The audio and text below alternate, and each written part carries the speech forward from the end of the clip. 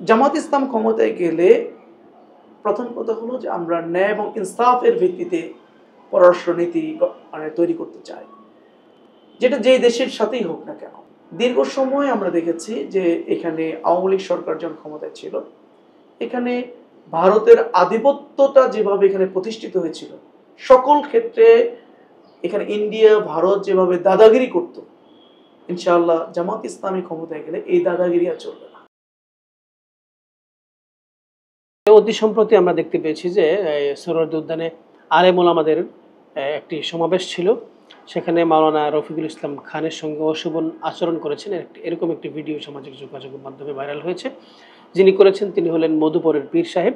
তো এই বিষয়ে আপনার বক্তব্য জানতে চাচ্ছি। আসলে এখানে ইসলামপন্থী যে দলগুলো আছে সবারই টার্গেট দিন বিজয়, দিনের পক্ষে। হয়তো মতের ক্ষেত্রে কিছু ভিন্নতা আছে, কিন্তু আমাদের টার্গেট গোলটা একরকম। এই মতের ভিন্নতার কারণে কখনো কখনো কিছু ইসলামী দলের সাথে কিছু মতবিরোধ তৈরি হয়ে যাচ্ছে, কিছু অনাকাঙ্ক্ষিত ঘটনা ঘটে যাচ্ছে। আমাদেরও বিশ্বাস ইসলামের স্বার্থে, দিনের স্বার্থে একটা পর্যায়ে সবাই এই জিনিসগুলো খুব ভালোভাবে রিয়েলাইজেশন করবে এবং এক কাতারে আসবে ইনশাআল্লাহ। আর জামাত ক্ষমতায় গেলে ভারতের সঙ্গে কেমন সম্পর্ক রাখতে চায়? জামাত ইসলাম ক্ষমতায় গেলে প্রথম কথা হলো যে আমরা ন্যায় এবং ইনসাফের ভিত্তিতে পররাষ্ট্রনীতি তৈরি করতে চাই, যেটা যেই দেশের সাথেই হোক না কেন। দীর্ঘ সময় আমরা দেখেছি যে এখানে আওয়ামী লীগ সরকার যখন ক্ষমতায় ছিল, এখানে ভারতের আধিপত্যটা যেভাবে এখানে প্রতিষ্ঠিত হয়েছিল, সকল ক্ষেত্রে এখানে ইন্ডিয়া ভারত যেভাবে দাদাগিরি করত, ইনশাআল্লাহ জামাত ইসলামী ক্ষমতায় গেলে এই দাদাগিরি আর চলবে না। ন্যায় ইনসাফের ভিত্তিতে তাদের সাথে সম্পর্ক হবে। জামাত ক্ষমতায় গেলে দুর্নীতি হবে না, এর নিশ্চয়তা কি? জামাত ইসলাম, আমাদের আমিরে জামাত ঘোষণা করেছেন যে জামাত ইসলামী ক্ষমতায় গেলে আমরা দুর্নীতিমুক্ত বাংলাদেশ, এবং এই দুর্নীতিমুক্ত বাংলাদেশ গড়ার ক্ষেত্রে সর্বপ্রথম আমরা নিজেরা ভূমিকা রাখবো। কি ধরনের ভূমিকা? তিনি বলেছেন যে আমাদের যারা এমপি হিসেবে নির্বাচিত হবেন, রাষ্ট্রের পক্ষ থেকে যা কিছু জনগণের জন্য বরাদ্দ হবে তাদের মাধ্যমে তারা এগুলো লোকালি সুষ্ঠু বন্টনের পরে জনগণের সামনে দাঁড়িয়ে তারা এটার জবাবদিহিতা করবেন। এই ধরনের স্বচ্ছতা এবং জবাবদিহিতামূলক সমাজ রাষ্ট্র কাঠামো আমরা গড়ে তুলব। 2 নম্বর হলো তিনি বলেছেন যে রাষ্ট্রের পক্ষ থেকে এমপিরা যেভাবে ট্যাক্স ফ্রি গাড়ি পায়, প্লট পায়, জামাতের নির্বাচিত এমপিরা রাষ্ট্রের পক্ষ থেকে এই সুযোগ সুবিধাগুলো নেবে না। এর মধ্য দিয়ে আগামী দিনে আমরা দুর্নীতিমুক্ত বাংলাদেশ গড়ার একটা স্বপ্ন দেখেছি। আসলে একদম ইউনিয়ন পরিষদ থেকে নিয়ে শুরু করে পার্লামেন্ট পর্যন্ত যারা জনপ্রতিনিধি হবেন, তারা যদি রাষ্ট্রের সম্পদগুলো আমানত হিসেবে গ্রহণ করেন এবং আমানত হিসেবে যেগুলো বন্টন করেন, এমনিতেই দুর্নীতিমুক্ত হয়ে যাবে এবং দেশ ডেভেলপমেন্ট হয়ে যাবে, সমাজ রাষ্ট্র এগিয়ে যাবে। আমরা প্রায় শেষ পর্যায়ে এসেছি। এবার আপনার জন্য দুটি প্রশ্ন। সেটি হলো যে আপনি এমপি হলে জনগণের জন্য আপনি কি করতে চান এবং জনগণ কেন আপনাকে বিশ্বাস করবে? প্রথম কথা হলো, আমি আল্লাহ যদি আমাকে নির্বাচিত করেন, জনগণ যদি ভোটে আমাকে নির্বাচিত করেন, প্রথমেই আমি যেটা করতে চাই আমাদের সমাজে বা আমাদের ঠাকুর ভাই, যেটি হলো যে এই দীর্ঘ 54 বছরের যে প্রতিহিংসার রাজনীতি, যে নোংরা রাজনীতি, যে পচা রাজনীতি, এটার অবসান ঘটাতে চাই। একজন নাগরিক হিসেবে একজনের ভিন্ন রাজনৈতিক আদর্শ গ্রহণ করার সুযোগ আছে, রাষ্ট্র মানে অধিকার তাকে দিয়েছে। নিশ্চয়ই বিভিন্ন রাজনৈতিক দলের মানুষ এক সমাজে থাকবে, এক মহল্লার মধ্যে বাস করবে, একই ফ্যামিলিতেও থাকতে পারে, কিন্তু তাদের এই ভিন্ন রাজনীতি আদর্শের কারণে একজন আরেকজনের শত্রু হয়ে যাবে, একজন আরেকজনকে দেখতে পাবে না, এক টেবিল বসে চা খেতে পারবে না, প্রতিহিংসার রাজনীতি করবে, কিভাবে তারপরে জুলুম চালাবে, মিথ্যা মামলা দিয়ে জেলখানা নিয়ে যাবে, তার সম্পদ দখল করবে, তার জমি দখল করবে, জুলুম চালাবে। এই কালচারটা আমি উঠিয়ে দিতে চাই। সবাই যদি একটা সমাজ এবং ঠাকুরগাকে যদি এগিয়ে নিতে হয়, তাহলে আসলে দল মত নির্বিশেষে সবাইকে সাথে নিয়ে কাজ করলে পরে এগুলো সম্ভব। এটা প্রথম। 2 নম্বর হলো, আমি ঠাকুরগার উন্নয়নে কাজ করতে চাই। ইতিমধ্যেই আমার ছাত্র জীবন থেকেই আমি নানাবিধ সামাজিক কার্যক্রমের মধ্য দিয়ে এটা এস্টাবলিশ করেছি, আমি নির্বাচিত হই আর না হই, আমি ঠাকুরগার উন্নয়নে কাজ করছি, আমি মানবতার কল্যাণে কাজ করছি। সুতরাং এটা মানুষের কাছে এস্টাবলিশড যে দেলোয়ার তার ছাত্র জীবন থেকেই নির্বাচিত প্রতিনিধি না হয়েও রাস্তা সংস্কার, মসজিদের অজুখানা, মানুষের কর্মসংস্থানের ব্যবস্থা করা, এই নানাবিধ সামাজিক কার্যক্রমের মধ্য দিয়ে আমি কিন্তু এখানে আলহামদুলিল্লাহ সাধারণ জনগণের মাঝে আমার একটা ব্যাপক জনপ্রিয়তা এবং গ্রহণযোগ্যতা তৈরি হয়েছে। আল্লাহ রাব্বুল আলামিন আমাকে বিশ্ববিদ্যালয়ের মতো সর্বোচ্চ বিদ্যাপীঠে রসায়ন ডিপার্টমেন্ট থেকে অনার্স মাস্টার্স করার সুযোগ করে দিয়েছে। শিক্ষার দিক থেকে আল্লাহ রাব্বুল আলামিন আমাকে একটা আমি রাজনৈতিক জীবনে ছাত্র শিবিরের মতো একটা বড় রাজনৈতিক ছাত্র সংগঠনে আমি কেন্দ্র সভাপতির দায়িত্ব পালন করেছি। আমি জামাত ইসলামীর কেন্দ্রীয় মজলিসি শুরা এবং ঢাকা মহানগরীর মতো একটা বড় ব্রাঞ্চের আমি এখানে জয়েন্ট সেক্রেটারির দায়িত্ব পালন করি।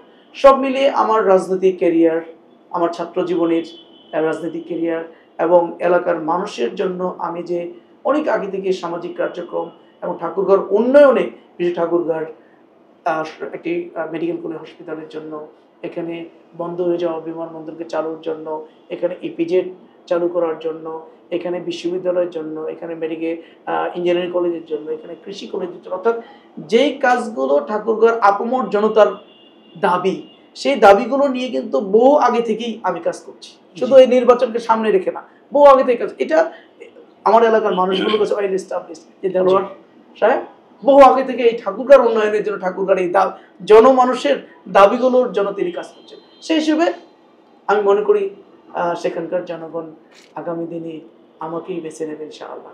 changetv.press এক ফোঁটা হলুদও নেই।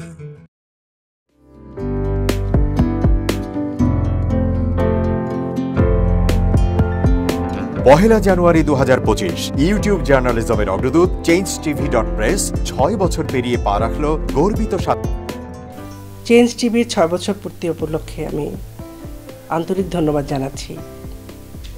এই চ্যানেলটি সত্যিকার অর্থে মানুষের অন্তর এবং মন নিয়ে কাজ করে, জনগণ নিয়ে কাজ করে, জনগণ থেকে জানতে চায় এবং সেই জানতে চাওয়া বিষয়টি সর্বমহলে পৌঁছে দেয়।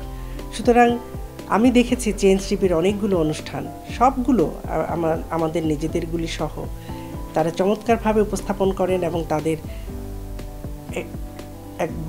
একটা বড় ধরনের তাদের দর্শক রয়েছে। সকলকে শুভেচ্ছা জানাচ্ছি চেঞ্জ টিভির সাথে থাকবার জন্য এবং ভবিষ্যতেও চেঞ্জ টিভি আমরা যা বলতে চাই, আমরা যা করতে চাই, সেই বিষয়গুলো নিয়ে আমাদের সাথে থাকবে এবং রাষ্ট্রের সাথে থাকবে, জনগণের সাথে থাকবে। এমনি একটি পরিবর্তনের মধ্য দিয়ে, স্বপ্নের মধ্য দিয়ে চেঞ্জ টিভি এগিয়ে যাক, সেটাই আশা করছি আজকে তাদের 6 বছর পূর্তিতে। ধন্যবাদ সকলকে। changetv.press এক ফোঁটা হলুদও নেই।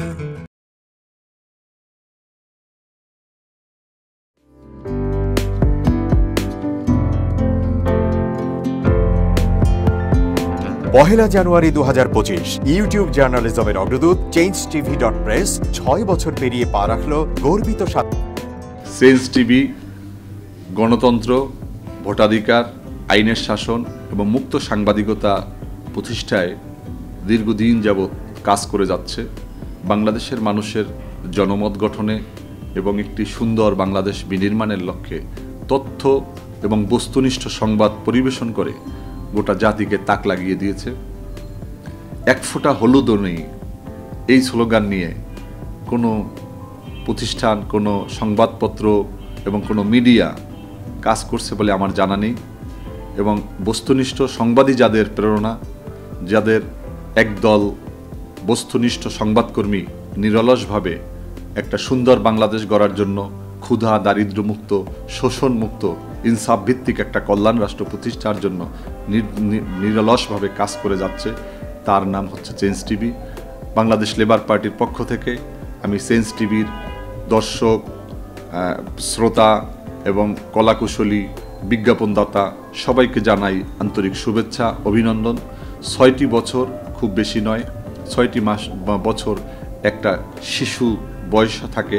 এই শিশু বয়সে চেঞ্জ টিভি যা অর্জন করেছে তা কৈশোরে গিয়ে হয়তো আরও অনেক অনেক বড় আকারে ধারণ করবে।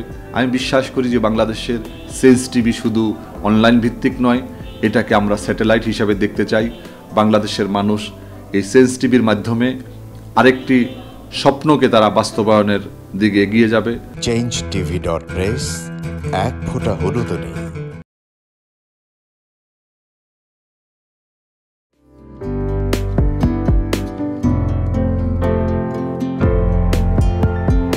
1 জানুয়ারি 2025 ইউটিউব জার্নালিজমের অগ্রদূত change.tv.press 6 বছর পেরিয়ে পা রাখলো গর্বিত চেঞ্জ টিভি।